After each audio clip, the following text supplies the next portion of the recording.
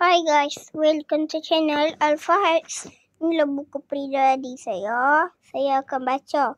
Hari tu kan saya dah janji. Yang berapa tu?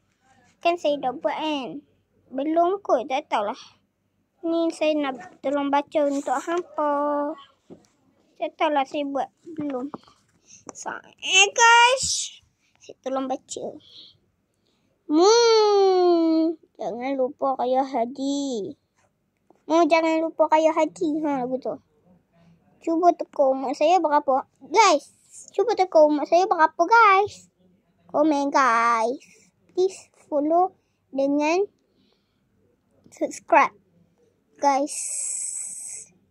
And like.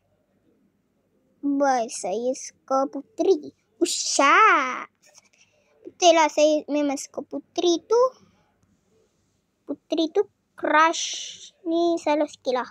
Crush saya. Awet saya. Saya suka dia guys. Betul Putri ni awet. Aku sebenarnya. Dia comel. Dia cantik. Pipi dia kembung. Pipi dia kembang. Ish. Comel. Ya. Aku suka Putri. I love Putri.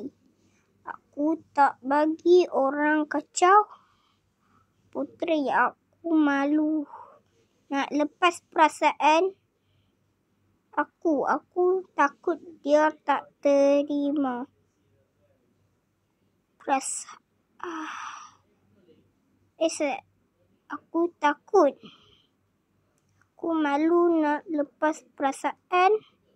Aku takut dia tak terima maaf. Putri, aku sayang kau. Putri, macam mana aku nak lepas perasaan aku? Aku sayang kau. Aku sayang. Tapi aku malu gila. Susah nak tahan kalau dia tak nak aku sedih. Kalau dia tak terima, terima kasih Putri. Aku tak kisah sangat. Aku boleh cari. Aku akan test dulu nak jadi awet. Putri, aku siap dah terima sakit hati. Bye. Bye guys. Itu je saya nak baca untuk apa. Nanti saya baca lagi. Okay guys. Kali ni saya memang bacakan. Nanti saya buat lagi ke? Tak tahu. Nanti saya post video yang saya buat dalam kereta tu dulu. Dah post ke belum guys? Komen lah. Okay, bye. Bye.